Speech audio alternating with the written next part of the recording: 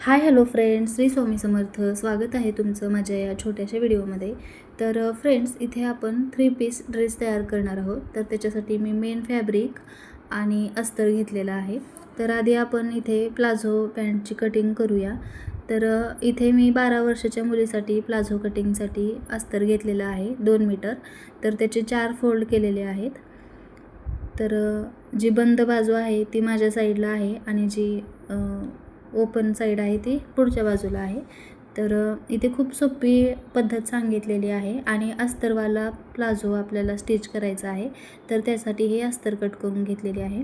तर पॅन्टची जी रेडी उंची आहे ती उंची टाकून घेतलेली आहे. तर मेन फॅब्रिकपेक्षा अस्तर थोडंसं कमी लागतं आपल्याला, त्यामुळं जे पॅन्टीचं रेडी माप आहे ते तेवढंच अस्तर घेतलेलं आहे. आणि आता इथे वरून 2 इंच वरती मार्किंग केलेलं आहे, ते आपल्याला इलास्टिकसाठी लागणार आहे. तर ते 2 इंच एक्स्ट्रा टाकलेलं आहे. आणि इथे पुढे जेवढा आपला सीट घेर आहे त्याच्यामध्ये 2 इंच एक्स्ट्रा ॲड करायचे आणि त्याचा चौथा भाग काढायचा.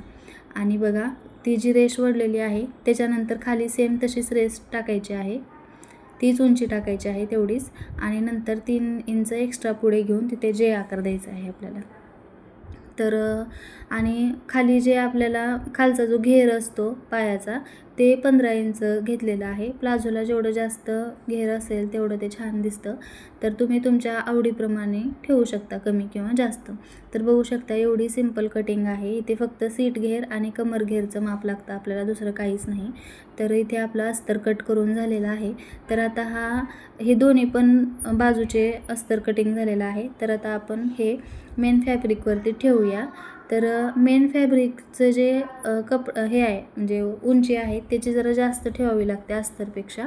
तर मी इथे बघा खालचा जो एक अर्धा-पाऊण इंचाचा भाग कट होणार आहे, त्याला दोरे वगैरे आहेत तो, आणि एक 2-3 इंच एक्स्ट्रा ठेवून कट करून घेतलेला आहे.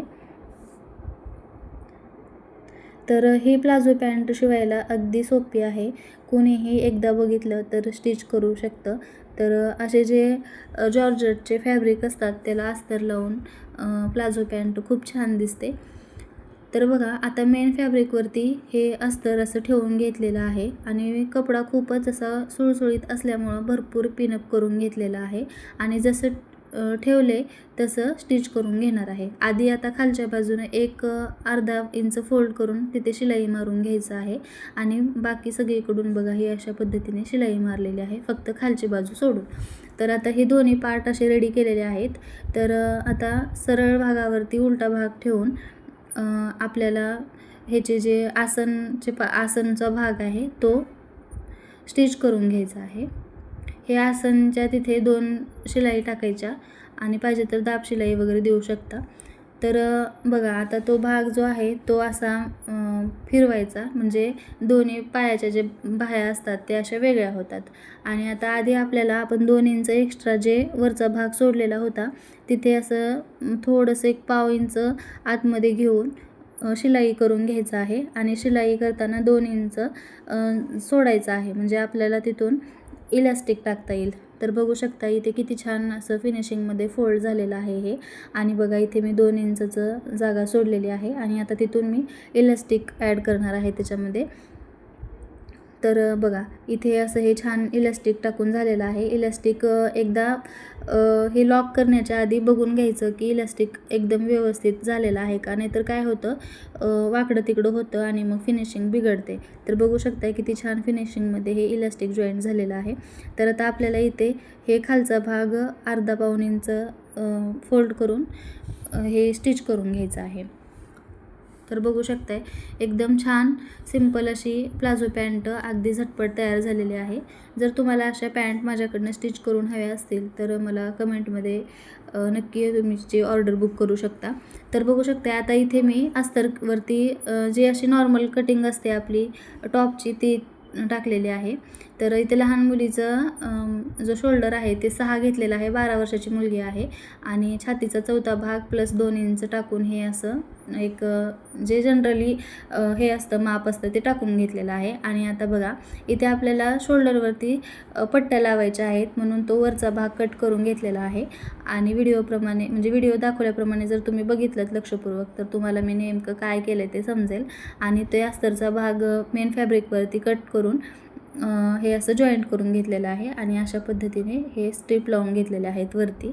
तर आपलं फिटिंगचं जे माप आहे ते टाकून इकडे फिटिंग करून घ्यायचे आहे. फिटिंग करून घेतल्यानंतर खालच्या भागाला गोट मारून घ्यायचं आहे. तर बघू शकता हे आपला टॉप तयार आहे.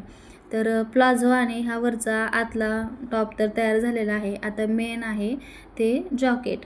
तर त्याच्यासाठी मी अस्तर कट करून घेतलेला आहे. तर इथं पण थोडीशी माझ्याकडनं चूक झालेली आहे. कॅमेरा कधी हल्ला मला समजलंच नाही. पण इथे पण अगदी नॉर्मली जे आपण टॉप कट करतो किंवा फ्रॉकसाठी वगैरे वरचा भाग जसा तयार करतो अप्पर बॉडीचा तसाच कट करून घ्यायचा आहे. मी नंतर थोडंसं दाखवण्याचा प्रयत्न केलेला आहे म्हणजे दिसेल तुम्हाला. या व्हिडिओमध्ये विशेष असं काही नाही, पण आपल्याकडे असे जॉर्जेटचे भरपूर कपडे असतात किंवा साड्या असतात त्याच्यापासून आपण असे वेगळे काहीतरी ड्रेस तयार करू शकतो, ज्याच्यामुळं म्हणजे फ्रॉकला वन पीसला ऑप्शन हा ड्रेस मला वाटला. तर तुम्हीसुद्धा तुमच्या मुलीसाठी असे ड्रेस तयार करा जर तुम्हाला येत असतील तर. जर येत नसतील तर तुम्ही नक्कीच माझ्याकडून तयार करून घेऊ शकता. तर बघू शकता हे बघा हे असं वरचा जो भाग असतो अप्पर बॉडी पार्टचा ते तसं हे ड्राफ्ट करून घेतलेलं आहे. आणि आता हे आपल्याला कट करून घ्यायचं आहे. तर हा आहे मागचा भाग. आणि पुढचा भाग जो आहे तो हा असा वी नेक असलेला.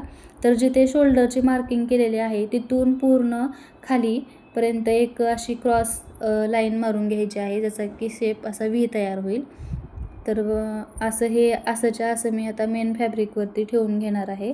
आणि व्यवस्थित पिनअप करायचं म्हणजे कपडा नाही हलणार, कारण जॉर्जेटचा कपडा असल्यामुळं खूप सरकतो आणि मग आपली फिनिशिंग बिघडते. आणि आपलं मग काय होतं आहे की आतला अस्तर असा गोळा झाल्यासारखं होतं आणि वरचं जे मेन फॅब्रिक आहे ते असं फुगीर झाल्यासारखं होतं. त्याच्यामुळं व्यवस्थित जास्त पिना लावून घ्यायच्या आणि मग त्याला छान अशी शिलाई मारून घ्यायची. आता इथे आधी गळ्याला शिलाई मारून घेतलेली आहे आणि नंतर कपडा पलटवून त्याला एक दाब शिलाई देऊन घेतलेली आहे.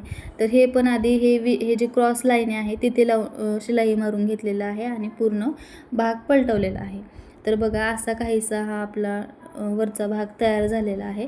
तर इथे तुमच्याकडे छान अशी लेस असेल तर लावू शकता किंवा हे असंच सोडू शकता.